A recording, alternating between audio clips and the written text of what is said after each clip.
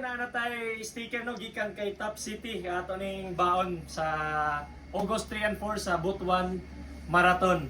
So sinyas lang kung naamoy kita ninyo si Maneuvers dito sa Butuan.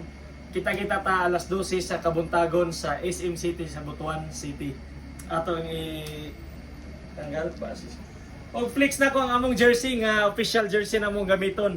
Shout out sa SDS PPO Chill Piecers. Made by Top City lang ang sakalam.